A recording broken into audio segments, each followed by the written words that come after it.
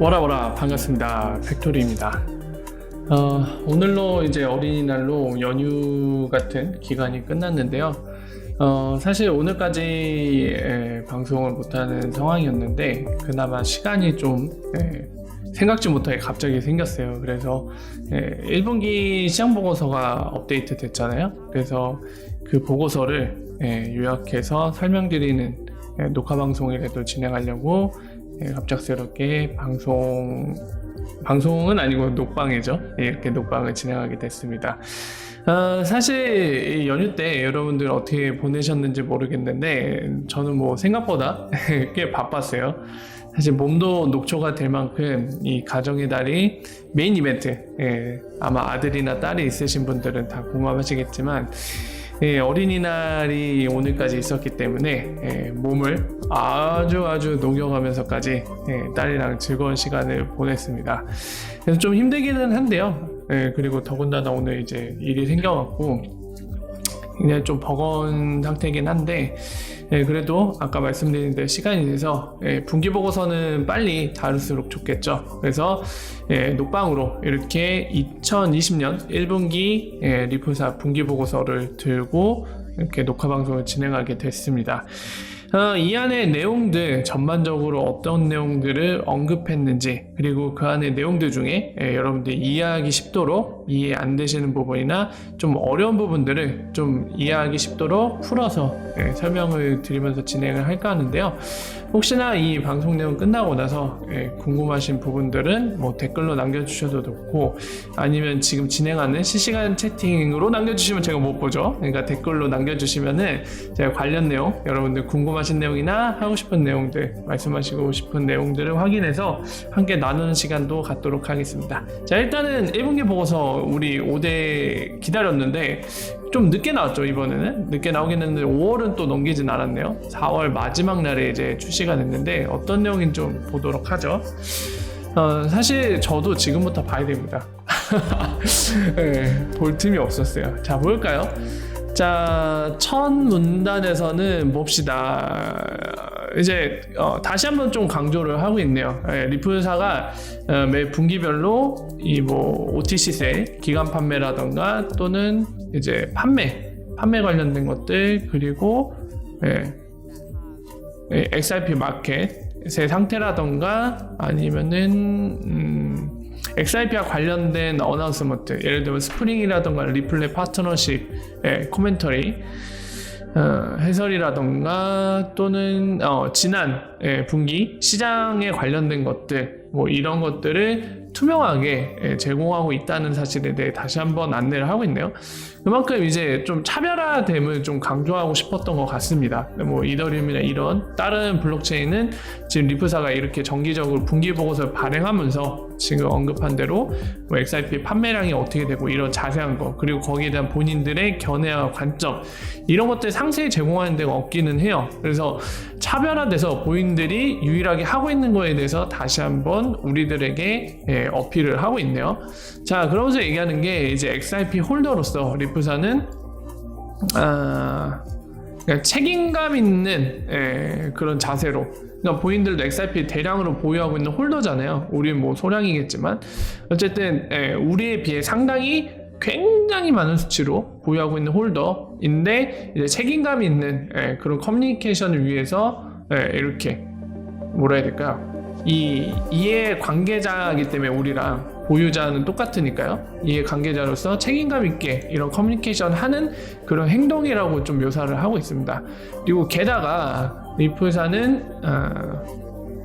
이 산업을 이끌어간다는 얘기를 하네요. 이런 모습들을 통해서 산업을 이끌어가고 산업 발전하는데 뭐 기여한다는 맥락의 얘기를 하면서 서론을 마치고 있습니다. 자, 그러면 이제 본론에서 이제 본인들이 이런 어필하는 부분과 그리고 본인들이 갖고 있는 생각을 바탕으로 이번 분기 보고서의 본론을 얘기할 텐데요. 한번 살펴보도록 하죠. 처음에는 시장 현황에 대해서 얘기를 하고 있네요. 그러면서 이제 얘기하네요. 암호화폐, 그러니까 크립토라고 했지만 사실 크립토 커런시를 얘기하는 거겠죠. 근데 안전자산을 얘기하는 거죠. 지금 안전자산 클래스로서의 이제 크립토 커런시, 암호화폐 얘기하는 건데 무슨 얘기할지 예측이 되네요.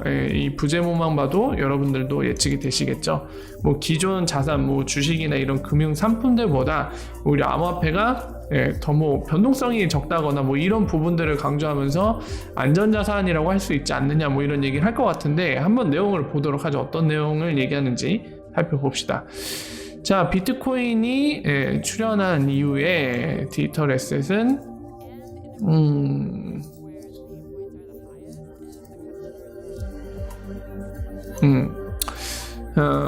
비트코인이 출현한 이후에 지금 그런 얘기들을 하네요. 이 트래디셔널 마켓이라고 하는 건 전통적인 시장, 뭐 주식 시장이나 우리가 원래 암호화폐 말고 다른 시장들 있잖아요. 뭐 선물 시장이라던가 여러 가지 파생상품 관련된 시장도 있고요. 이런 시장들에 비해 이런 시장들에 대한 상관관계, 코렐레이션, 상관관계 부족으로 그러니까 상관관계가 좀 떨어진다는 거죠. 그래서 그런 이유 때문에 안전자산이라고 여겨져 왔다, 뭐 추정되었다, 뭐 이런 표현을 하네요. 그렇게 생각되어져 왔다는 얘기를 하면서 자, 2008년 이제 세계 금융위기 얘기하네요. 파이낸셜 크라이시스를 얘기하네요. 이때 태어난 디지털 에셋에 대해 얘기를 하네요. 테스트. 데월스 2010. 자, 그래서 이거는 2020년 3월 12일에 블랙 설스데이, 검은 목요일, 뭐 블랙 목요일, 뭐 이렇게 표현해야겠네요. 이걸로 묘사됐다고 합니다. 그러니까 최근에 이런 이제 바이러스 때문에 생긴 세계적인 경제 침체 그리고 실물 경제, 굉장히 방금 얘기한 침체 또는 위기로 지금 번지고 있죠. 여전히 그 상황은 지속되고 있는데 이제 그런 현재 상황을 갖고 좀 얘기를 풀어 나가려고 하는 것 같습니다. 좀 더 볼게요. 보시면은 이 블랙 목요일 전날 전에 디지털 에셋은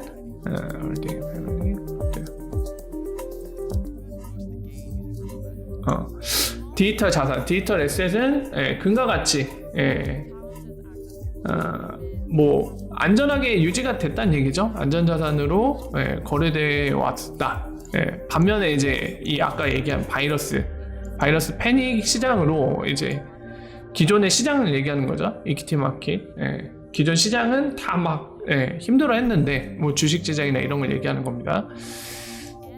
자, 그래서 S&P가 이제 3,000 아래로 내려갔다라고 하고요. 블랙 목요일 되면서. 그러니까 이번에 제가 주식을 안 해서 잘 모르겠는데 S&P는 알아요. 미국 주식시장을 자꾸 보다 보니까 뭐 나스닥 있고 S&P 있고 그리고 그 다우 지수인가요? 산업지수인가? 뭐 그렇게 있더라고요. 우리나라에 뭐 그건 뭐죠? 제가 주식을 안 하다 보니까 되게 입에 익지가 않은데 코픽스가 아니지. 코스닥이랑 코스피, 우리나라도 그렇게 명칭이 있죠.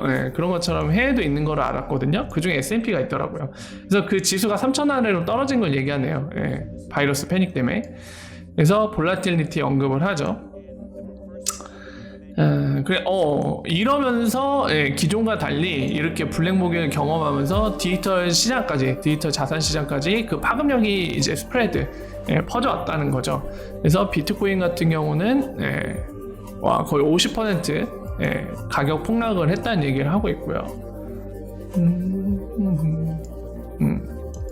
그래서 이런 것들이 이제 선물 시장 같은 데서 청산을 이제 가속화시켰다는 얘기를 하고 있네요. 그러니까 뭐 선물 시장이나 이런데 레버리지 시장 같은 경우는 본인들 담보를 잡고 보증금? 뭐 그렇게 표현을 해야 될까요? 이거를 몇 배 이상 있는 것처럼 이용을 할 수 있잖아요. 대신에 그 손해가 발생하는 게 이제 담보금 이상 그리고 정해진 기준 이상으로 손해가 발생하고 그러면은 강제 청산을 당하죠. 우리는 이걸 마진콜이라고 얘기합니다. 당연히 이런 게 있어야겠죠. 원래 갖고 있는 자산 이상으로 뭔가 거래를 시도하는 건데 일정한 기준이 없다면은 이게 무제한으로 막 마이너스 무제한이 될 수도 있는 거잖아요. 그러니까 언젠가는 이제 서로 거래하는 상대방의 그런 자산이 될 수 있는 부분도 이제 뭐라 해야 될까요? 안전하게 보존할 수 있는 그런 시스템이 필요하기 때문에 이런 마진콜이라는 게 있는 거죠. 강제청산. 네, 그래서 갑작스러운 가격 폭락이나 이런 것 때문에 강제청산 이런 것들이 발생했다는 얘기를 하는 겁니다, 지금. 네. 굉장히 현재 시장에 대해 좀 자세히 얘기하고 있네요. 아마 얘기하고 싶은 결론은 알 것 같죠. 이제 이러면서 XRP 얘기를 할 것 같은데 여기서 아마 얘기하겠죠. 자, 봅시다. 그런 얘기를 하는지. 자, 마찬가지로 디지털 시장에서도 이제 비트코인이나 이더리움 네트워크 얘기를 하네요. 예, 오버웰밍이라고 나와있죠. 자, 아까 같은 이런 시장에 급변하는 문제도 있죠. 예, 여기 마진콜이나 이런 얘기를 하네요. 그래서 그들의 포지션을 이제 팔기 위해서, 그러니까 빨리 대응을 하기 위해서 움직였을 때, 아니면은 take advantage라고 얘기하죠. 그러니까 이런 가격 변동 상황에서 뭔가 비트코인이나 이더리움 네트워크 안에서 이런 것들, 이 상황에 내 피해를 최소화시키거나 또는 이익을 얻기 위해서 이제 뭔가 팔거나 사는 움직임들을 할 때 이제 오버웰밍 됐다는 거죠. 그래서 퍼포먼스 이슈가 나왔다는 얘기를 하고 있습니다. 그래서 증거를 여기다 대네요. according to coinmetric이라는 곳을 대네요. 저는 처음 보는데 뭐 그런 자료를 발간하는 곳이겠죠. 여기 나와 있네요. 네트워크의 상태를 이제 뭐 언급하는 것 같네요. 이 자료에 따르면 미디언 트랜잭션 P라고 돼 있는데 여러분들 이거 아시죠? 평균이랑 미디언 값은 다릅니다. 이 통계 수업 시간에 열심히 공부하신 분들은 아실 거예요. 근데 아마 통계 시간에 주무신 분들도 계실 것 같으니까 간략하게 설명만 하겠습니다. 미디언이라고 얘기하는 거는 이겁니다. 평균이랑 중간값이라고 부르죠. 미디언 밸류, 평균값. 둘이 차이가 있는데요. 평균은 예를 들면 1, 2, 3이 있으면은 전체 값을 더하고 나서 전체 개수로 나누는, 그러니까 흔히 우리가 알고 있는 그 전체의 평균을 얘기하는 거고, 중간값은 이거랑 다르게 1, 2, 3 있으면은 똑같이 2가 나와요. 평균값도 2지만은 중간값도 2입니다. 근데 이 경우에 다릅니다. 만약에 값이 1, 2, 100 이렇게 있으면은 평균값은 이거 다 더하면 103이죠. 이거 나누기 3한 게 평균인데 중간값은 여기에서 어떻게 될까요? 1, 2, 100인 경우엔 말 그대로 중간 위치에 있는 값입니다. 2가 돼버려요, 여전히. 이게 바로 미디언 밸류란 거예요. 그래서 여기에서 얘기하는 트랜잭션 피인데 안에 수식어로 미디언이 달려있잖아요. 이런 개념으로 보셔야 될 겁니다. 비트코인이나 이더리움 네트워크에서 이 트랜잭션 발생할 때 피가 뭐 예를 들어서 1, 2, 100이다. 총 발생한 게 3건이 있는데 이렇게 돼 있다 하면은 2로 계산됐겠죠. 그러니까 요 수식어가 붙었기 때문에 이런 포인트에 대해서 잘 아셔야 돼요. 평균이 아닙니다. 자, 중간값 기준으로는 자 그렇다고 합니다. 거의 5배 이상 증가를 했다고요. 달러 기준으로 매겼을 때.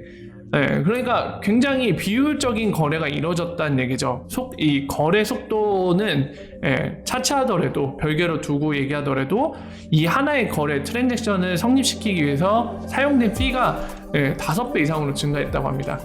그럼 이제 뻔하죠. XRP 이 단어들 언급되는 거 보니까 XRP랑 비교하겠죠. 전체 시장과 다르게 반면에 이제 전체 시장에 대한 얘기를 하네요.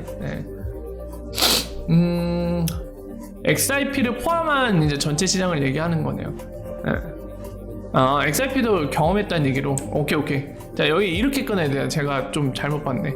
너무 막 예측을 하고 봐서 다른 의미로 해석을 할 뻔했어요.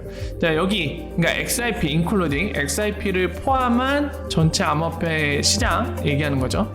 그 암호화폐 시장은 똑같이 이제 볼라틸리티, 가격 변동성도 똑같이 경험을 했다는 얘기죠. 근데 XRP 레저 Transaction Pricing and Speed remain stable, making XRP.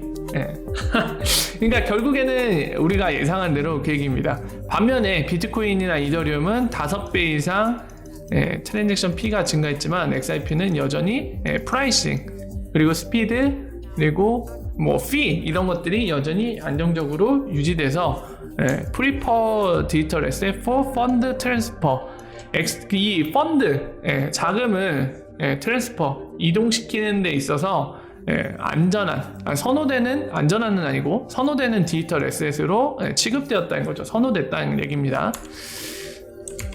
자, 그래서 5주가 흘러서 5주가 지나서 2020년 4월 17일 기준으로 S&P는 S&P 500은 11%나 다운됐다고 합니다, 올해. 그리고 WTI 크루드는 거의 70% 하락을 했다고 하고요. 반면에 이제 골드는 10% 업됐고 올라갔고, 그리고 전체 암호화폐 시장은 7.3% 올라갔다고 그래요. 그러면서 결론이 그래서 부제목과 같네요. 그러니까 이 전통적인 시장들은 다 하락하고 있다. S&P나 여전히 WTI 크루드 이런 데 같은 데는 봐라 하락폭을. 근데 반면에 골드, 우리 안전자산이라고 많이들 얘기하는 금, 그리고 암호화폐 시장은 오히려 7.3% 또는 10% 증가했다. 그러니까 저런 블랙 목요일, 현재 이 코비드 바이러스 이 상황, 이런 것들을 지나오는 상황에서 많은 변동이 생겼는데, 암호화폐 시장은 이런 흐름을 보여줄 때 금처럼 안전자산 아닌가 하면서 결론을 내리고 있네요. 자, 현재 시장의 트렌드나 동향을 이제 뭐라 해야 될까요? 객관적인 데이터들을 제시하면서 리프사는 이제 암호화폐 시장이 안전자산 아니냐, 이런 견해를 지금 나타내고 있네요. 이 분기 보고서에. 자, 그 다음 보겠습니다. 그 다음 어떤 얘기 하는지 보자. 역시나 세일, 판매해야 되는 얘기를 합니다. 그러면서 나오죠. 또 한 번 강조하네요. 우리는 책임감 있는 스테이크홀더다. XRP 보유자이자 이해관계자이다. 하면서 어떤 행동을 통해서 여전히 그걸 보이고 있냐면, 프로그래마틱 세일을 여전히 폴스, 중지하고 있다. 계속 중지를 하고 있다는 점에서 본인들이 이해관계자로서 굉장히 책임감 있는 행동을 하고 있다를 강조하고 있습니다. 여러분들 프로그래마틱 세일 아시죠? 제가 매번 말씀드리지만 우리가 이용하는 암호화폐 시장 오픈마켓에다가 XRP를 판매하는 거를 프로그래마틱 세일이라고 합니다. 그거 여전히 중지하고 있다는 내용이죠. 자, 그래서 본문을 보면 이제 정확한 통계 수치를 얘기하겠죠. 한번 봅시다. 자, 2019년 2분기 보고서에서 여러분들이 기억하듯이 리프사는 코인 마켓캡, 원래는 코인 마켓캡의 전체 시장 볼륨 기준을 썼었는데 이거를 팽개치고 크립토 컴페어라는 영국에 기반을 두고 있는 이 뭐라 해야 될까요? 통계 사이트의 기준으로 바꿨죠. 그래서 거기에 탑 티어라고 돼 있는 통계 자료가 있는데 이거 줄여서 CCTT라고 합니다. 그때 2분기 때 이걸로 전환했다는 얘기를 하고 있는 거죠. 그러면서 원래 리프사의 이 프로그래마틱 세일 자체 또는 다른 판매 다 역시 기준이 전체 볼륨 대비 퍼센테이지죠. 그러니까 전체 볼륨이 100억이면은 뭐 1% 기준이면 하루에 딱 1억만 파는 이런 기준을 갖고 있는데, 코인마켓캡이 각 거래소에서 얘기하는 리포트된 보고서, 그러니까 거래소에서 본인이 오늘 이 고객들, 우리 고객들이 이 정도 거래했어요 하는 거를 그냥 가감없이 받아들이는 기준이 되게 강하거든요. 그래서 뻥튀기 볼륨도 그대로 받아줘서 전체 볼륨 자체가 굉장히 크게 측정이 되는데, 크립토 컴페어는 자체적인 평가 모델을 통해서 그런 자전거래라든가 거짓거래 볼륨으로 판단되는 부분들 가감없이 잘라내는 게 바로 CCTT의 기준이거든요. 그러니까 이게 아무래도 실제로 여러분들이 가서 보시면 아시겠지만 코인마켓캡이 오늘날 어떤 암호화폐가 10억 달러가 오늘 거래됐어요 하면은 여기 가면은 1억 달러도 안 돼요. 암호화폐마다 좀 상황이 다르겠지만 대략적인 흐름, 그 느낌을 표현하자면 이렇습니다. 그러니까 이 보수적인 기준, 굉장히 타이트한 기준으로 잡혀있는 볼륨으로 평가를 했고, 그러다 보니까 리프사의 판매 자체가 어떻죠? 전체 볼륨의 퍼센테이지로 계산되잖아요. 그러다 보니까 판매량이 줄 수밖에 없죠. 지금 그 부분을 다시 한번 얘기하는 건데 혹시나 모르시는 분들 위해 제가 자세히 다시 한번 설명드렸습니다. 그리고 이어서 3분기, 4분기 때 리듀스, 판매를 줄였다는 얘기를 하고 있죠. 정말. 근데 여기 보이시죠? significantly, 굉장히 중대하게 많이 줄였다는 얘기를 하고 있죠. 굉장히 줄였다는 얘기를 강조하고 있습니다. 자, 더 나가서 XRP 세일 계속 줄이고 3분기, 4분기에도 줄였는데 더 줄이고 1분기에 계속해서 줄인다는 얘기죠. 그리고 프로그래마틱 세일은 여전히 중단한다. 이거 프로에틱 세일 때문에 제가 작년부터 계속 말씀드리지만 해외 커뮤니티에서 굉장히 아니 같은 영어권인데 왜 리프사의 말을 이해를 못하고 왜 프로에틱 세일 늘리고 OTC 세일을 중지하겠다라고 얘기를 했어요. 해외에서 작년에. 근데 이제 국내 유튜버들이 또 그 말을 그대로 이어받아다가 그렇게 설명하는 바람에 굉장히 오해가 생겼었고 제가 유일하게 정확하게 얘기를 계속 했었죠. 아니다. 내가 보니까 내용 보니까 프로에틱 세일을 중지하고 OTC 세일을 강화하겠다는 얘기다 했는데 작년에 계속 그것 때문에 오해가 생겼었죠. 결국에 제 말이 맞았지만 여전히 그 부분을 다시 한번 강조하고 있습니다. 프로에틱 세일은 계속해서 중지시키고 그 부분을 다시 한번 강조하고 있어요. 여러분들 오해 없으셔야 됩니다. 프로에틱 세일은 오픈마켓에 판매를 하는 거고 우리가 이용하는 암호화폐 시장 거기에 대한 판매는 여전히 계속 중지를 해나가겠다는 얘기를 하고 있는 겁니다. 자, 그래서 이제 아래에 1분기 판매가 전체 어떻게 되는지 한번 보여주겠다는 거고 위에서는 이제 접근법에 대해서 이제 뭐라 해야 될까요? 총괄적으로 전체 흐름을 짚어준 거죠. 자, 이제 통계가 나오는데 한번 보도록 합시다. 얼마나 줄였는지 보도록 합시다. 자, 1분기 때 총 판매는 XRP 판매는 1.75 단위는 밀리언입니다. 100만 단위예요. 그러니까 175만 달러치를 팔았다고 합니다. 얼마죠, 여러분들? 이거 그냥 우리 반올림에서 200만 달러라고 가정하고 계산하면 알기 쉽게 하면은 곱하기 1200 하면 되죠. 얼마입니까? 공 3개잖아요. 1000만, 억, 10억. 정말 많이 줄였죠. 얼마예요? 공 하나 붙이면 1000만, 억, 10. 굉장히 줄였죠. 이게 막 엄청난 수치가 아닙니다. 자, 계산기 통해서 확실하게 보여드릴게요. 1200 곱하기 200만 얼마예요? 만 단위잖아요. 만, 10만, 100만, 1000만, 억, 10억. 겨우 반올림 해줬는데도 25억 달러치밖에 안 팔았다는 얘기입니다. 굉장히 줄였죠. 물론 이제 우리나라 돈으로 바꾸면 엄청난 액수기는 해요. 근데 기존 거를 비교하면서 보면 많이 줄였다는 걸 알 수 있습니다. 여기 보이시죠? 전분기에는 얼마요? 1300만 달러, 1300만. 엄청나죠? 굉장히 많이 팔았었거든요, 원래는. 몇백억치를 팔다가 몇십억 단위로 줄은 거예요. 10분의 1까지는 아니지만 많이 줄었습니다. 그 부분을 얘기하고 있는 거예요. 그리고 계속해서 프로에틱 세일은 안 하고 있다는 거죠. 중지하고 있다고. 그리고 여기 또 나오죠. 작년에 해외랑 국내에서 정말 다 틀린 얘기 해갖고 제가 엄청 답답했었는데 여기서 또 한번 직접적으로 얘기합니다. 오버 더 카운터 OTC 뭐죠? 장외거래 얘기하는 거예요. OTC 세일. 지금 보시면은 아시아 지역이랑 EMEA 요거는 여러분들 유럽과 그리고 메나 지역 어디죠? 아프리카랑 중동을 의미합니다. 그거를 EMEA라고 에크너무 줄여서 얘기를 해요. 그러니까 아시아까지. 그러니까 아메리카 대륙을 뺀 지역들을 얘기하고 있네요. 유럽, 아프리카, 중동, 아시아. 이 지역의 전략적인 지역의 리퀴디티와 XRP 유틸리티를 만들어가기 위해서 이쪽에 OTC 세일을 집중하고 있다는 얘기죠. 근데 그 OTC 세일도 많이 줄었으니까 전체 양이 줄었겠죠. 아래에서 나올 테니까 아래에서 한번 보도록 합시다. 자, 볼게요. 거의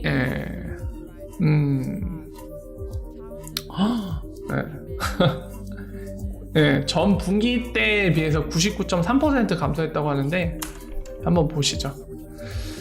자, 여기 나와있죠. 4분기 거랑 1분기 거, 이번 거 비교가 돼 있는데 프로에틱 판매는 전분기 때부터 빵에 이미 돼 있었기 때문에 똑같이 0이고요. OTC 자체도 지금 굉장히 많이 줄였죠. 자, 보시면은 어차피 판매 자체가 제가 아까 뭐라고 말씀드렸죠? 퍼센테이지예요. 전체 볼륨의 퍼센테이지 기준으로 자꾸 팔기 때문에 자, 각 분기별로 볼륨이 얼마나 됐는지도 볼 필요가 있습니다. 보시면은 4분기 때 17.24 이거 단위는 빌리언이에요. 10억 단위입니다. 그리고 화폐 기준은 달러예요. 10억 달러 기준이고요.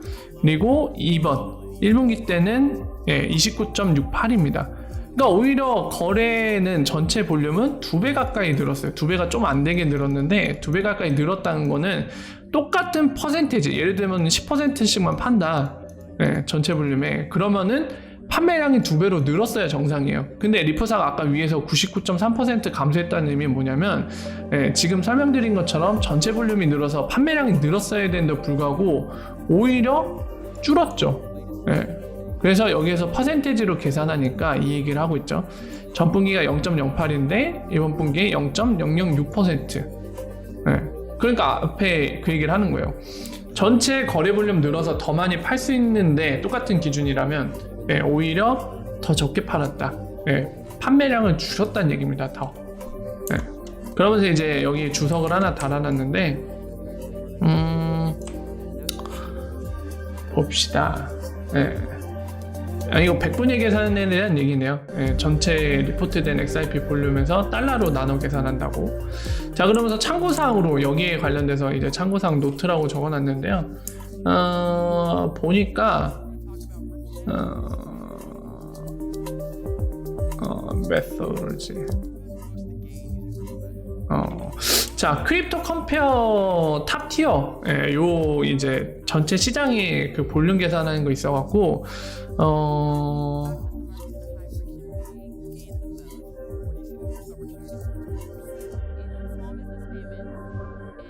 작년 4분기에 바꿨다는 거. 작년 4분기에 변경을 했대요. 그래서 올해 1분기 때부터 이게 영향을 받았다고 합니다. 근데 크립토 컴페어가 이거를 소급 적용하진 않았대요. 보이는데 기준을 바꿨대요. 어떻게 바꿨는지 여기에 언급은 안 돼 있습니다. 이 전체 볼륨 통계적인 수치를 계산하는 데 있어서 기준을 작년 4분기에 바꿨고, 이게 올해 1분기 보고서 리프사가 인용한 그 얘네들 크립토 컴페어가 만든 탑티어라는 이 리포트에 있는 이런 통계적인 수치에 영향을 받았는데 소급 적용은 하지 않았다. 그러니까 지난 4분기 여기 언급이 되어 있잖아요. 근데 변경된 내용이 여기에 소급 적용 안 돼 있기 때문에 그런 부분들을 참고하라고 여기에다가 참고사항으로 적어놨습니다. 여러분들도 참고하세요. 자, 봅시다. 판매량은 엄청 줄였죠. 계속 이어서 어떤 얘기들을 하는지 봅시다. 리프사가 점점 판매량을 줄이고 있습니다. 여기에 잠깐 제가 코멘트하고 가자면은 아마 이걸 갖고 또 다양한 시각이 나올 겁니다. 대체로 2가지 시각이 나올 텐데요. 하나는 이런 얘기 나오겠죠. 어차피 시장에다 내납하는 거는 오더북에 있으면은 거기에다 그냥 팔면 되잖아요. 근데 반면에 OTC 세일은 밖에서 XRP 사고 싶어 하는 기관들이 접근해 오지 않으면, 또는 중간에 있는 브로커들을 통해서 야, 이거 산다는 애가 있는데, 산다는 회사가 있는데, 또는 수동적으로 이 브로커들한테 XRP 사고 싶은데 너희를 통하면 살 수 있니? 이런 제안이 들어와야지 이 브로커와 리프사한테 야, 우리 통해서 XRP 산다는 사람 있는데 팔지 않을래? 이런 얘기들을 할 수 있는 거잖아요. 거래의 시작이 가능한 거잖아요. 이렇기 때문에 OTC 세일 아까 보시면 줄었잖아요. 줄었는데 이걸 두고 이제 이렇게 얘기할 수도 있겠죠. 사실상 리프사가 줄이려고 해서 줄인 게 아니라 살려고 하는 애들이 수요가 없으니까 판매량이 줄은 거 아니냐. 이거 지난 분기 때부터 얘기 나왔던 거거든요. 이번 분기에서는 이걸 더 가열차게 얘기할 수 있겠죠. OTC 세일이 진짜 10분의 1 수준으로 줄었으니까. 그리고 반대로 이제 긍정적으로 평가하는 분들은 그런 얘기를 할 수 있을 겁니다. 야, 리프사가 진짜로 그 XRP 홀더로서, 이해관계자로서 책임감 있게 XRP 판매를 시장에 어쨌든 파는 것 자체를 줄이고 있구나. XRP 판매가 없으면은 뭐 회사가 안 돌아가느니 뭐 이런 보도도 나왔는데, 아니 저렇게 판매량 줄이는데도 회사가 돌아가는 거 보면 굉장히 얘네 사업이 잘 되고 있는 거 아니냐. 리플렛 멤버들 계약할 때 그런 소프트 판매를 통해서 리프사가 주장하는 대로 소프트웨어 판매 대금으로 얻어낸 수익이 어느 정도 받쳐주기 때문에 XRP 안 팔아도 잘 나가네. 뭐 이렇게 긍정적으로 보시는 분들도 있겠죠. 양쪽 의견 다 어느 게 맞고 틀리다라고 얘기하긴 힘든 부분이 있습니다. 여러분들도 잘 아시겠지만 우리 리프사 내부 정보가 없어요. 없기 때문에 거기에 대해서 너는 정답, 당신의 생각은 오다 이렇게 얘기하기 좀 힘든 부분이 있습니다. 그래서 여전히 다양한 시각이 나올 수도 있고, 여러분들도 한번 지켜보세요. 어떤지. 지금으로서는 뭐가 주된 원인인지, 두 개 다 영향을 미치고 있는지 이런 거에 대해 전혀 우리가 명확하게는 알 수 없는 상태입니다. 그 부분은 좀 코멘트를 드리고 갈게요. 자, 다음 이어서 보도록 하겠습니다. 리포트 볼륨이라고 되어 있네요. 자, 여전히 CCTT의 리포트를 인용하고 있는데요. 자, 1분기부터 4분기에서 1분기 넘은 거. 근데 지금 1분기에 대한 이 얘기밖에 없네요. 1월 1일부터 1분기죠. 그리고 3월 31일까지. 여기는 그냥 1분기입니다. 4분기부터 언급이 돼 있지만은 그냥 거래량이 증가했다는 얘기만 하네요. 그래프에서 1분기 것만 표현해주고요. 4분기보다 1분기 들어서면서 XRP 볼륨이 증가했다. 아까도 보셨죠? 많이 증가했죠. 2배 가까이. 그래서 하루의 평균 볼륨은 100만, 1000만억. 3억 달러 조금 넘는 수준이었다고요. 평균은. 그리고 지난 4분기 때는 하루에 1.8억 달러 정도 됐다고 합니다. 2배는 아니지만은 뭐 1.7배, 8배 그 정도까지 늘었죠. 그리고 3분기 이후는 이제 거의 2억 달러 정도네요. 하루의 평균 볼륨이. 자, 그래서 1분기를 보면요. 지금 세 가지의 그래프로 되어 있죠. 이 막대 그래프 하나 보이실 거고요. 그리고 녹색 선 하나 보이실 거고, 옐로우로 할까요? 이거 잘 안 보이네. 오렌지색으로 합시다. 요거 분홍색으로 된 선 보이실 텐데 아래 여기 나와 있어요. 보이시죠? 이게 아마 조정된 걸 얘기하는 겁니다. adjust, 조정된 볼륨을 얘기하는 것 같고요. 지금 이 녹색 선은 이제 마감, 특정 시간에 이제 마감가를 매기잖아요. 오픈가가 있고 마감가에 클로즈가 있는데 클로즈 프라이스 얘기하는 거예요. 마감가 기준으로 지금 XRP 가격, 요 왼쪽 Y측에 보이시죠? 가격? 그 흐름, 날짜별 흐름을 나와 있고요. 분기 동안에. 그리고 이 회색이 볼륨을 얘기하는 것 같네요. 그래서 뭐 전체적인 이런 그래프를 통해서 한번 보여주고, 얘기하고 싶은 거는 하루 평균 거래 볼륨이 올라가 있다, 이 얘기를 하고 있습니다. 자, 그리고 가격 변동성, 볼라틸리티를 또 얘기하네요. 1분기 때는 6.2%라고 합니다. 그리고 4분기 때는 3.1%. 근데 증가했다는 거죠. 변동성이 오히려 증가했다. 많이 변한다는 얘기입니다. 자, 비트코인이 5.8%. 그러니까 1분기 동안은 비트코인보다 가격 변동성이 심했다는 거고, 이더리움보다는 낮았다는 거네요. 여기 그래프로 또 표현하고 있고요. 자, 그 다음에 코렐레이션, 다른 주요 암호화폐와의 이런 상관관계에 대한 얘기를 하고 있네요. 보시면은 아까 얘기한 3월 10일 있죠? 한 이쯤 되겠네요. 3월 10일. 3월 10일. 그 아까 목요일, 검은 목요일이라고 해야 되나요? 블랙 목요일이라고 해야 되나요? 블랙 목요일. 어쨌든 얘기하죠. 그때 이후로는 거의 100%의 상관관계를 갖도록 이렇게 끌어올려졌다는 거죠. 그러니까 지금은 어떤 얘기를 하냐면은 블랙 목요일 기준으로는 그 이후에는 암호화폐 시장이 전체적으로 같은 상관관계를 갖고 움직이고 있다는 얘기죠. 이 비트코인 따라다니고 있다는 얘기죠. 전부 다. 그 얘기를 하고 있습니다. 자, 에스크로 활동에 대한 얘기를 하네요. 1분기 에스크로. 여기에 나와 있죠. 제가 매달 체크해서 말씀드리지만 이거는 정리를 한 내용이겠죠. 제가 상세히 달마다 설명드린 거. 30억 개가 풀렸습니다. 왜냐면은 한 달마다 10억 개 풀리니까, 세 달이죠, 한 분기가. 그러니까 30억 개 풀렸는데 27억 개는 다시 에스크로 락업 시키고 3억 개만 보인들을 사용했다는 얘기를 하고 있네요. 그죠? 자, 그리고 이어서 에스크로봇을 만들었다고 합니다. 자, 그러면서 이 에스크로 작동 메카닉에 대한 설명을 다시 한번 공유를 했다는 거죠. 그리고 더 투명하게 운영하기 위해서, 그러니까 리프사가 에스크로를 2017년에 처음으로 알리고 나서 그 이후에 이제 어떤 식으로 작동하는지 본인들이 이 대량으로 보유한 500개 이상 보유했던 XRP에 대해 에스크로를 통해서 어떻게 관리할 건지를 상세하게 얘기를 했는데, 그럼에도 불구하고 이에 대한 이해도가 굉장히 적죠. 그러니까 예를 들면은 그러니까 리플과 XRP를 보유하신 분들 중에도 이게 어떤 식으로 작동하는지 모르시는 분들이 굉장히 많습니다. 그리고 심지어 이거 갖고 유튜버를 한다는 분들 중에도 이거에 대한 이해도가 전혀 없는 분들이 되게 많아요. 그래서 전반적인 이해도를 높이고자 제가 이거에 대해 상세히 설명도 드리고, 심지어 에스크로 그 메모 기능, 에스크로 풀 때 메모 기능 이용해서 제가 그걸 풀면서 매달 한 5달 정도 풀었나요?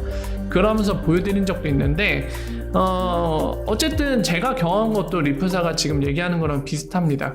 열심히 이제 정확한 내용을 알려드리고자 노력했지만, 실제로 그게 시장 전반에는 참여자들이 정확하게 이해하는 데는 뭐라 해야 될까요? 전달이 잘 되지 않았던 것 같아요. 그러니까 리프사도 그 얘기를 하고 있습니다. 그래서 다시 한번 에스크로 작동 방식이나 이런 것들에 대해서 최근에 공지를 했고, 더 나가서 에스크로 봇을 트위터에 만들었다는 얘기입니다. 자, 볼까요? 요거죠.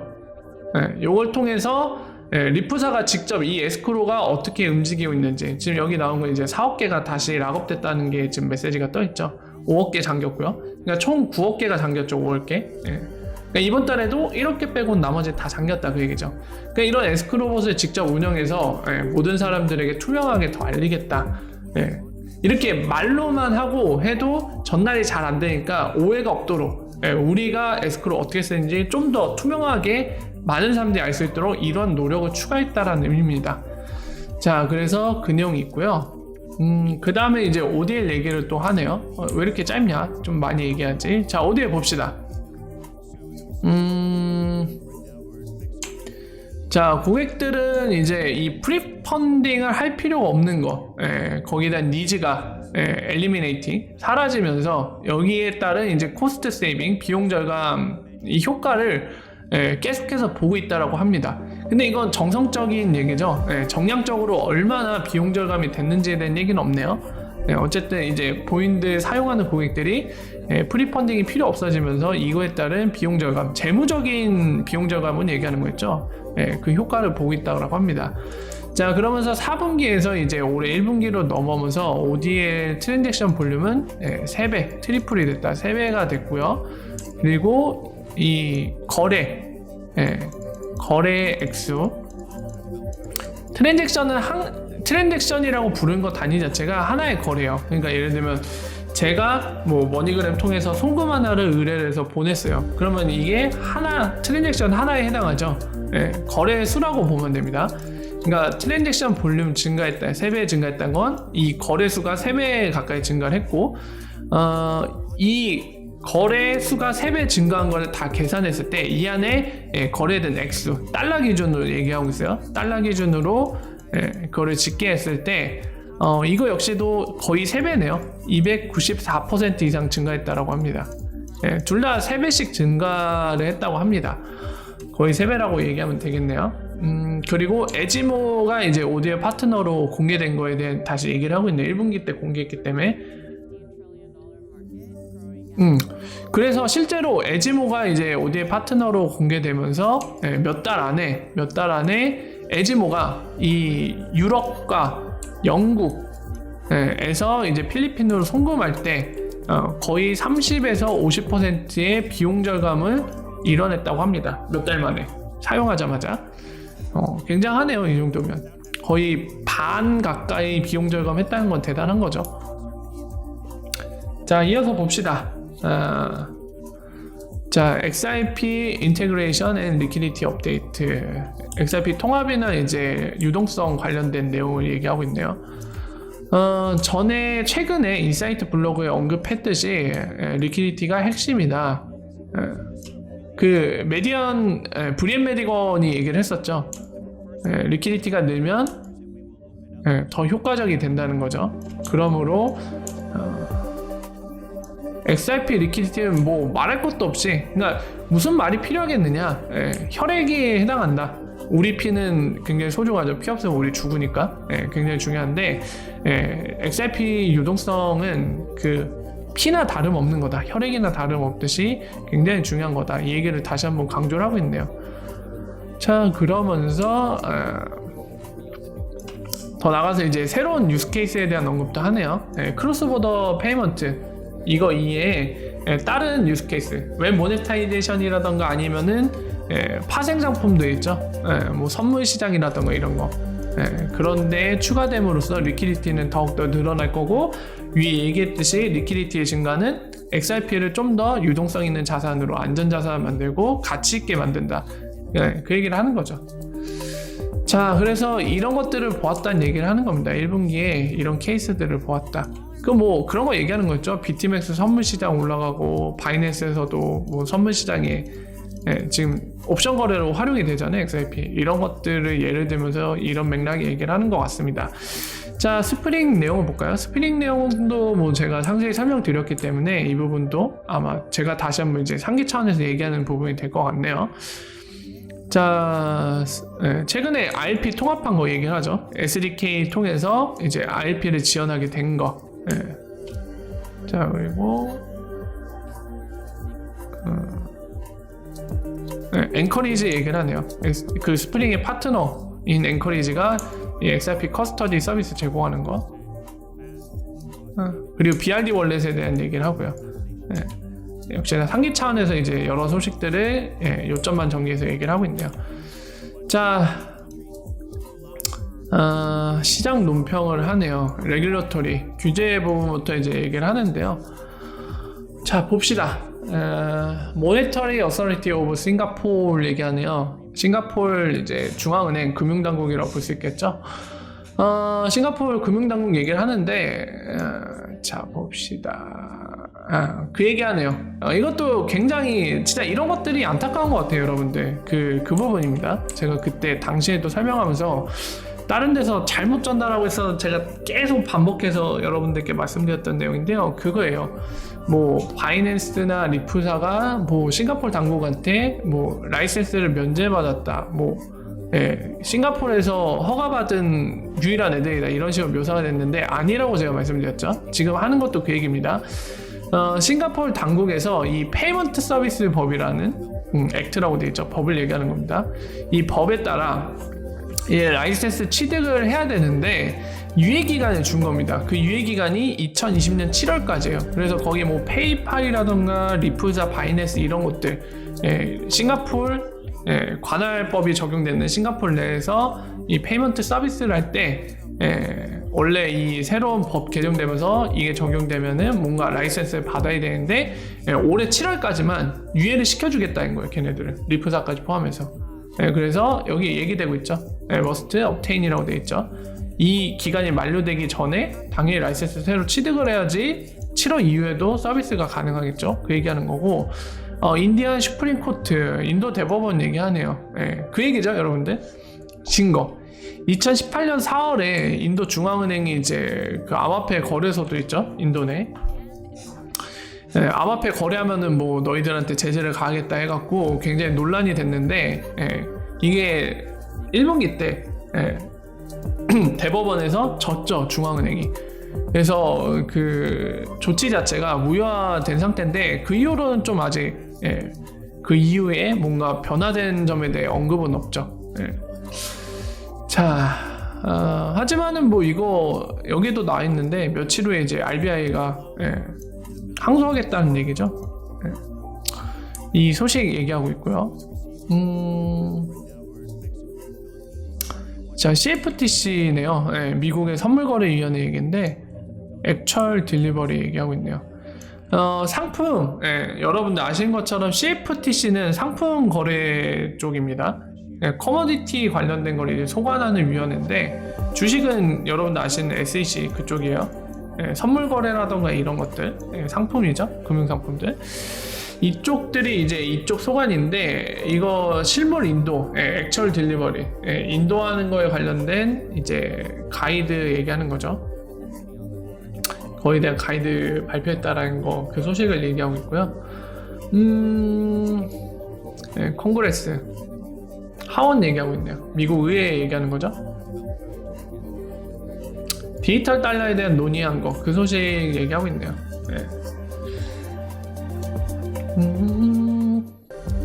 그리고 SEC 커미셔너 헤스터, 이거 이 사람 되게 유명하죠. 비트코인이나 이제 암호화폐 관련된 좀 친화적인 그런 증거거래위원회로 알고 있죠. 제안했다는 거죠. 3년. 어이? 크립토 토큰 판매에 대한 3년의 그 안전한구?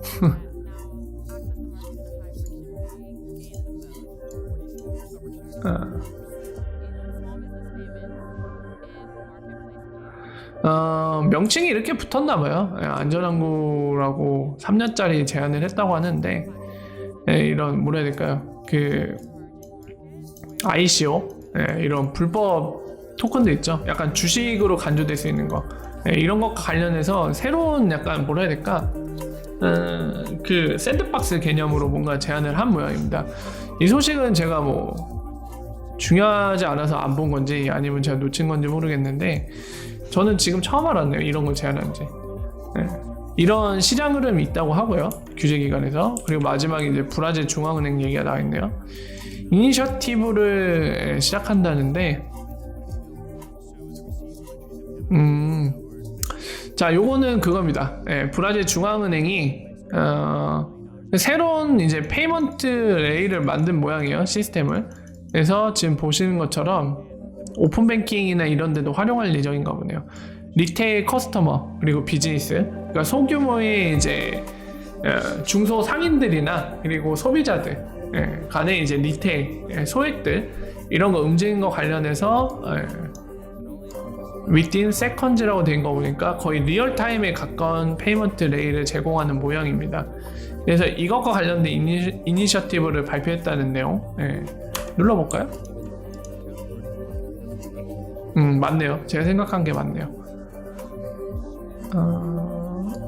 2020년 11월 10일에 이름이 픽스인가봐요. PIX 이름도 있네요. 네이밍이 픽스입니다. 그래서 이게 시작되는 모양이네요.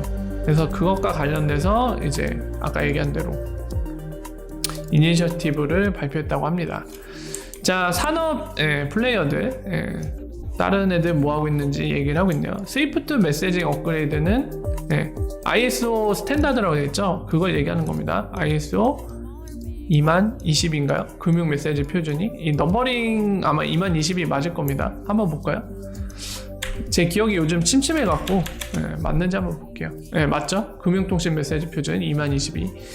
자, 요거에 대한 얘기인데 이게 1년 딜레이 됐다고 합니다. 그래서 스위프트의 목표 완료 시점이 2025년으로 연기가 됐다고 하네요. 그러니까 원래는 2024년이었는데 1년 연기돼서 2025년에 ISO 표준 메시지 지원하도록 업그레이드 기간을 2025년까지로 목표 시점을 늘렸다는 거네요. 딜레이 시켰다.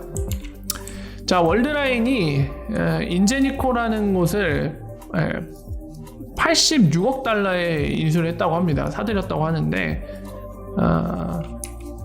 자, 이 예를 들면서 리프사가 지금 얘기하는 거는 그거네요. 그러니까 이 지금 현상이 레가시 플레이어, 그러니까 기존의 금융시장에 있는 기업들, 은행이나 이런 데를 얘기하는 것 같아요. 그리고 핀테크, 요즘 우리 국내에서 보면 핀테크 업체들 많이 있죠. 대표적으로 금융권에 직접적으로 뛰어드는 카카오뱅크나 이런 데는 굉장히 은행한테 더 위협적인 경쟁자가 될 텐데, 더 나가서 그런 존재들까지 얘기하는 거죠. 그러니까 이거에 대해서 레가시 플레이어들, 그러니까 기존에 있는 은행들, 뭐 하나은행, 우리은행 이런 플레이어들을 얘기하는 거죠. 이런 것들이 본인들의 경쟁자에 대해서, 핀테크에 대해서 강화시키기 위해서 그거 한다는 거죠. 디지타이즈, 제가 얘기한 DT 이런 전략, 마켓 쉐어를 지키기 위해 이런 움직임들을 보이고 있고, 이게 딱 그런 움직임이라는 거죠. 그러면 인제니코는 이런 쪽이겠죠. 약간 핀테크 업체에 가까운 기술력을 갖고 있거나 이런 시장을 갖고 있는 업체겠죠. 그러니까 인수합병 한 거겠죠. 지금 86억 달러나 썼다고 하네요. 자, 여전히 페이스북 소식이 빠지지 않네요. 이번에 2.0 발표한 거 얘기를 하고 있네요. 여기서도 얘기하죠. 제가 이 영상 빨리 올려야 되는데 여러분들한테 꼭 알려드려야 될 게 있는데 시간이 계속 안 돼서 못하고 있는데, 이번 주에는 꼭 될 수 있기를 바랍니다. 저도 그러기 위해 노력을 할 거고요. 자, 어쨌든 리프사에서 리브라 얘기를 하고 있죠. 2.0 되면서 역시나 얘기했던 거 스테이블 코인 형태로 각 정부의 법정화폐를 지원한다. 토큰 형태로 그 얘기를 하고 있고요. 자, 시장 관련된 무브 움직임을 얘기하고 있네요.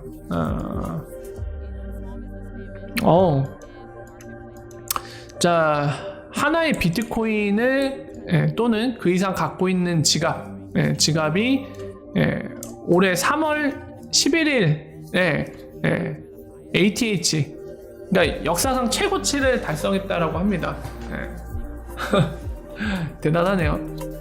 그 플레이어들이 더 많아졌다는 하나의 지표인 거죠. 암호화폐 비트코인을 갖고 있는 사람이 아마도 늘어난 게 아닌가, 이 얘기를 할 수 있는 증거 지표 중에 하나가 될 것 같은데, 그 얘기를 하고 있고요. 바이낸스 얘기를 하고 있네요. 다음은 자, 바이낸스 코인마켓캡을 사들인 거에 대한 얘기를 하고 있네요. Undisclosed price, 그러니까 공개되지 않은 가격에 사들였다는 거죠. 그 때문에 비판 나왔던 부분도 언급을 하네요. 데이터 조작하려는 거 아니냐, 뭐 이런 얘기 있는데, 거기에 대해서 바이낸스 당연히 아니다, 조작 안 하고 투명하게 공개하겠다, 뭐 이런 얘기 했는데 그 내용도 언급을 했고요. 자, 그리고 마지막으로 바이낸스랑 OKX가 이제 비트맥스의 비트코인 선물 거래량을 넘어섰다라는 거에 대한 얘기를 언급을 하면서 마무리 짓고 있네요. 자, 여기까지 이제 리프사 2020년 1분기 보고서 쭉 설명드리면서 여러분들한테 핵심 내용들 말씀드리고, 그리고 설명이 필요한 부분들을 하나하나씩 이해하기 쉽도록 풀어서 설명을 드렸는데요. 아까 서론 시작하기 전에 말씀드린 것처럼 내용 설명 중에 궁금한 부분이 있다면 댓글로 남겨주시면 제가 확인을 하고 답변을 드리겠습니다.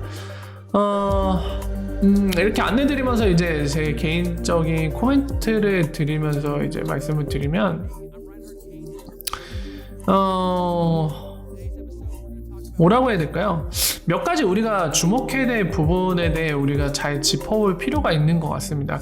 일단은 리플사가 이 판매량을 계속해서 줄여 나가고 있어요. 근데 줄여 나가고 있는데 그 판매량을 줄이는 원인이 굉장히 중요합니다.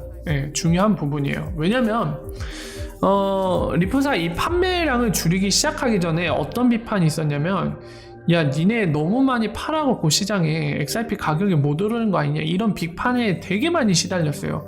그리고 동시에 또 시달린 게, 너희 회사 혹시 사기 아니냐, XRP 판매 아니면은 회사가 안 돌아가는 거 아니야? 건전하지 않은 회사라는 거죠. XRP 판매로만 돌아갈 수 있는 회사 아니냐, 이런 비판에 엄청나게 시달렸습니다. 그 이후에 이렇게 작년 3분기 때부터 판매량을 줄여나가고 올해 이 1분기 때 지금 보신 것처럼 판매가 엄청 줄어 있거든요.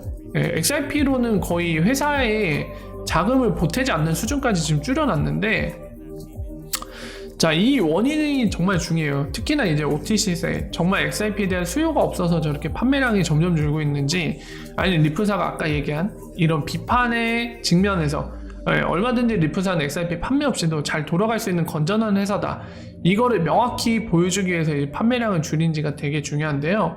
아까 말씀드린 것처럼 지금으로서는 어떤 게 맞다라고 결론을 낼 만한 단서가 안 보입니다. 이거는 지속적으로 관찰해 나가면서 리프사가 보여주는 것들, 또는 리프사가 보여주지 않더라도 시장 동향을 통해서 우리가 파악할 수 있는 사실들을 통해서 점검을 계속 해나가야 될 부분인 것 같고요. 그리고 이 부분이랑 ODL이 좀 사실 분기보고서에 나올 내용은 아니지만 ODL이 사실 우리가 중요 포인트로 체크해야 될 부분 중에 하나이기 때문에 좀 얘기를 하고 싶은데요. 이 ODL 통로 늘린다고 했는데 아직도요, 이제 2분기가 2달밖에 안 남았어요. 2분기도 5월 이제 초니까요. 이런 상황인데 ODL 통로가 안 늘고 있습니다. 이거는 확실히 좀 굉장히 아쉽고, 우리 입장으로서는 이게 뭔가 싶은 부분이기도 해요. 1분기 때부터 늘릴 줄 알았더니 변화가 없는 상태입니다. 그래서 이 부분도 우리가 지속적으로 잘 체크를 해나가야 될 부분이고, 그리고 역시나 여기에서도 얘기했지만 리프사가 정성적으로 언급을 했다고 했죠. 이 프리펀딩 할 필요가 없어진 고객들이 중대한 비용 절감을 지금 보고 있다라고 하는데, 얼마나 보고 있는지 언급이 없어요. 그러니까 이런 것들이 우리가 체크할 중요한 포인트가 될 겁니다. 그냥 이게 단순한 리프사의 주장일 뿐인 건지, 아니면 실제로 지금 얘기한 것처럼 고객들이 ODL을 쓰면서 비용 절감이 돼서 시장에서의 경쟁력이 강화되고 실제로 시장에서 많은 소비자들이 찾게끔 할 수 있는 그런 퍼포먼스를 갖게 되고 있는지 굉장히 중요합니다. 이런 게 사실이라면 아무래도 리프사의 ODL을 쓰는 고객들이 기존의 레가시 플레이어들, 아까 언급된 또는 핀테크 업체들보다도 더 강력한 경쟁력을 갖고 더 많은 수익을 올려서 시장에서 마켓시어를 흔들어 놓을 수 있겠죠. 그에게는 당연히 리프사의 솔루션 똑같이 써서 똑같은 경쟁력을 갖추던지, 아니면 리프사의 솔루션을 쓰지 않더라도 그에 준하는 경쟁력을 가질 수 있는 뭔가를 써야겠죠. 이런 게 해당되는 게 바로 웨스턴 유니언이 되겠죠. 그러니까 지금 얘기한 것처럼 ODL이 성공적으로 정말 장점을 갖고 있고 실제로 시장에서 효과가 입증이 되면 웨스턴 유니언도 선택을 할 수밖에 없습니다. 우리는 계속 기다리고 있잖아요. 웨스턴 유니언이 ODL을 써주기를. 근데 여전히 소식이 깜깜무소식이죠. 그것 때문에 우리 굉장히 기다리고 있고 궁금한데요. 이런 것들이 우리 기대가 현실이 되려면 ODL이 정말 사용하는 고객들을 통해서 효과가 입증이 돼야 됩니다. 그래서 우리가 살펴볼 포인트는 계속해서 그런 부분들이 될 거예요. 그런 부분들이 중요하고요. 자, 그래서 이번 분기 보고서 쭉 설명드리면서 마지막 코멘트 남겼는데요.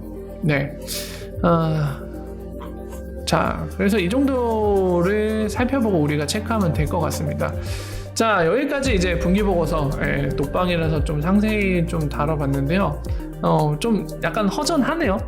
라이브처럼 이렇게 진행을 했지만 사실 여러분들 채팅이 피드백이 실시간으로 이루어지는 건 아니기 때문에 좀 뭔가 허전한데 자, 내일부터는 이제 연휴가 끝나고 다시 평일로 돌아오는 그런 시간들이 찾아오기 때문에 이제 평소 때처럼 평일 9시에 여러분들 찾아뵙도록 하겠습니다.